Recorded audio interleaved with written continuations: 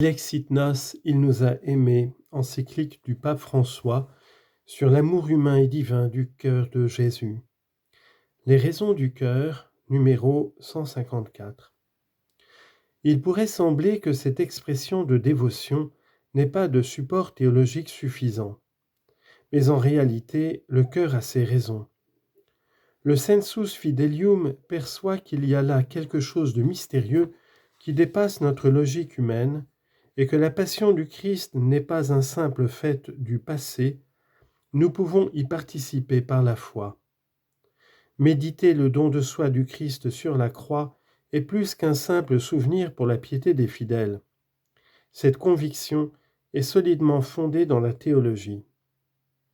À cela s'ajoute la conscience de notre péché qu'il a porté sur ses épaules blessées et de notre insuffisance devant tant d'amour qui nous dépasse toujours infiniment.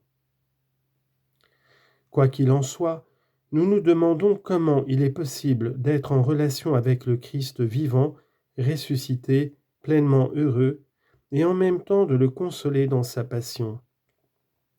Il convient de considérer que le cœur ressuscité conserve sa blessure comme un souvenir constant, et que l'action de la grâce provoque une expérience qui n'est pas entièrement contenue dans l'instant chronologique. Ces deux convictions nous permettent d'admettre que nous nous trouvons sur un chemin mystique qui dépasse les tentatives de la raison et exprime ce que la parole de Dieu elle-même nous suggère. Mais, écrivait le pape Pie XI, quelles consolations peuvent apporter au Christ régnant dans la béatitude céleste ces rites expiatoires ? Nous répondrons avec saint Augustin. Prenez une personne qui aime, elle comprendra ce que je dis. Toute âme aimant Dieu avec ferveur, quand elle regarde le passé, peut voir et contempler dans ses méditations le Christ travaillant pour l'homme, affligé, souffrant les plus dures épreuves, pour nous les hommes et pour notre salut, presque abattu par la tristesse, l'angoisse et les opprobres, bien plus, écrasé à cause de nos fautes. Isaïe 53, verset 5. Dans ces blessures, nous trouvons la guérison. Tout cela, les âmes pieuses ont d'autant plus de raisons de le méditer que ce sont les péchés et les crimes des hommes commis en n'importe quel temps qui ont causé la mort du Fils de Dieu. Cet enseignement de Pie XI mérite d'être pris en considération. En effet, lorsque l'Écriture affirme que les croyants qui ne vivent pas en accord avec leur foi crucifient pour leur compte le Fils de Dieu, confère Hébreux 6, verset 6, ou que, lorsque j'endure les souffrances pour les autres, je complète en ma chair ce qui manque aux épreuves du Christ, Colossiens chapitre 1, verset 24, ou que le Christ, durant sa passion, a prié non seulement pour ses disciples d'alors, mais pour ceux qui, grâce à leurs paroles, croiront en lui, confère Jean 17, verset 20, elle dit une chose qui brise nos schémas limités. Elle nous montre qu'il n'est pas possible d'établir un avant et un après sans aucun lien, même si notre pensée ne sait pas comment l'expliquer. L'Évangile n'est pas seulement à réfléchir ou à remémorer dans ses différents aspects, mais à vivre, tant dans les œuvres d'amour que dans l'expérience intérieure. Et cela vaut surtout pour le mystère de la mort et de la résurrection du Christ.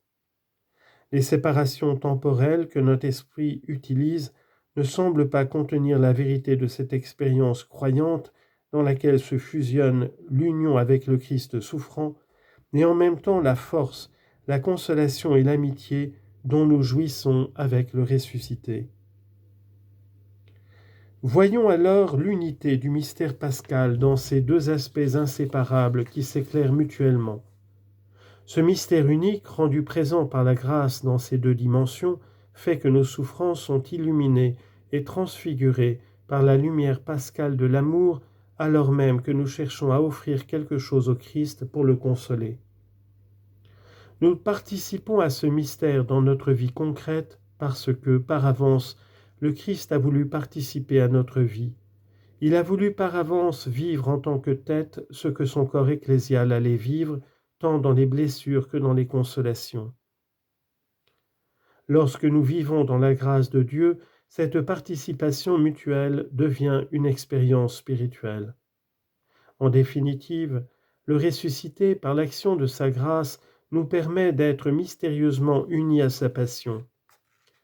Les croyants qui font l'expérience de la joie de la résurrection le savent, mais ils désirent en même temps participer au destin de leur Seigneur. Ils sont prêts à cette participation par les souffrances, les peines, les déceptions et les peurs qui font partie de leur vie. Ils ne vivent pas ce mystère dans la solitude, parce que ces blessures sont également une participation au destin du corps mystique du Christ qui marche au milieu du peuple saint de Dieu. Celui-ci porte en lui le destin du Christ en tout temps et en tout lieu de l'histoire. La dévotion de consolation n'est pas anhistorique ni abstraite, elle se fait chair et sang dans le cheminement de l'Église. La componction.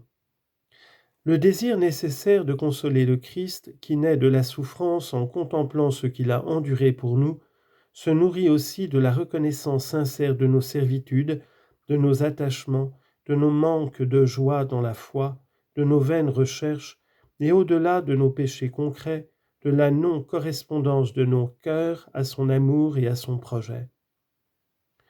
Cette expérience nous purifie, car l'amour a besoin de la purification des larmes, qui en fin de compte nous rendent plus assoiffés de Dieu et moins obsédés de nous-mêmes. Nous voyons ainsi que plus le désir de consoler le Seigneur est profond, plus la componction du cœur croyant est profonde. Celle-ci n'est pas un sentiment de culpabilité qui abat, ni un scrupule qui paralyse, mais une piqûre salutaire qui brûle à l'intérieur et guérit, parce que le cœur, lorsqu'il voit son mal et se reconnaît pécheur, s'ouvre, accueille l'action de l'Esprit Saint, eau vive qui l'émeut et fait couler des larmes sur son visage. Il ne s'agit pas de pleurer sur nous-mêmes, comme nous sommes souvent tentés de le faire. Avoir des larmes de componction, c'est au contraire nous repentir sérieusement d'avoir attristé Dieu par le péché. C'est reconnaître que nous sommes toujours en dette et jamais en crédit. Comme la goutte creuse la pierre, les larmes creusent lentement les cœurs endurcis. On assiste ainsi au miracle de la tristesse, de la bonne tristesse qui conduit à la douceur. La componction n'est pas tant le fruit de notre exercice, mais elle est une grâce et comme telle doit être demandée dans la prière. Il s'agit de demander la douleur avec le Christ douloureux, l'accablement avec le Christ accablé, les larmes et la peine intérieure pour la peine si grande que le Christ a endurée pour moi. Je demande donc que personne ne se moque des expressions de ferveur croyante du peuple saint et fidèle de Dieu qui, dans sa piété populaire, cherche à consoler le Christ.